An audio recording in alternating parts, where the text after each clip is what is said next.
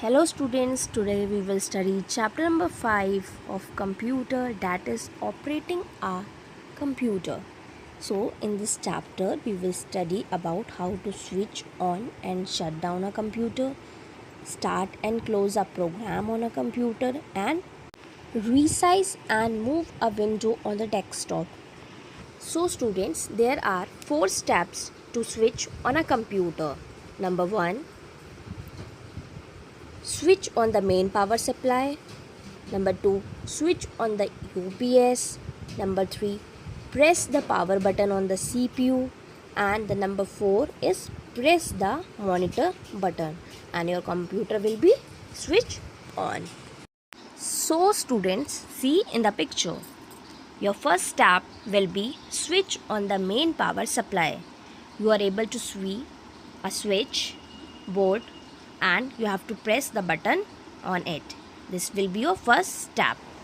So the second step is switch on the UPS. You have to switch on the button which will be on the UPS. You know what is the UPS? The UPS keeps the computer running for some time if there is power failure. Number 3, press the power button on the CPU. You are able to see in the picture that there will be a power button on the CPU.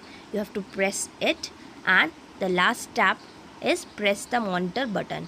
You will see monitor button on the monitor. You have to press it. It will be your last step and your computer will be switched on. Hello students, today we will study chapter number 5 of computer, that is operating a computer. So in this part we will study about desktop and how to open a program and a program window. So students, when you switch on the computer, what do you see on the monitor screen?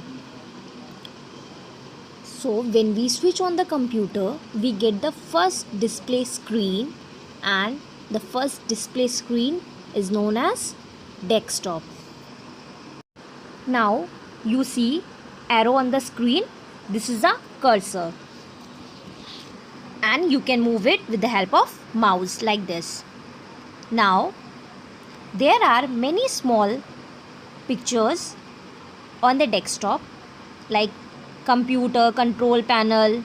As you see, these all are small pictures on the desktop and they are known as icons.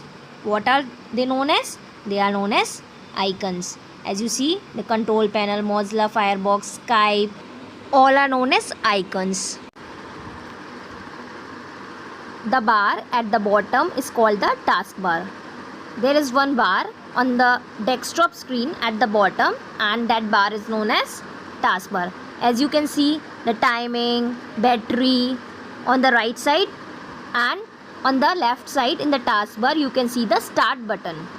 On the left side there is one start button, and when you click on the start button you see a list of programs. This is called the start menu. A list of programs will open and that is called the start menu. So now students, when you click on the start button, you will see a list of programs will open. This is called the start menu. Okay. Hello students, today we will study chapter number 5 of computer, that is operating a computer, and it is the third part of the chapter. So students, in this part we will study how to start a program. So let us open a program called WordPad. It is a free program on your computer.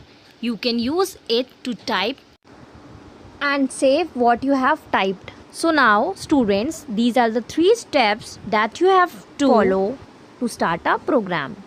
Number 1, click on start button. Number 2, scroll down to Windows accessories and click on it. Number 3, in the list of programs that appears, click on WordPad.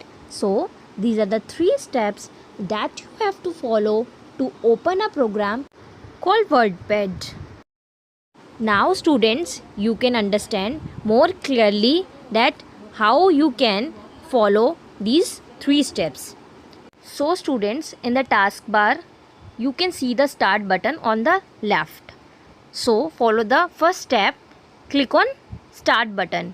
As you see that it is present on the taskbar.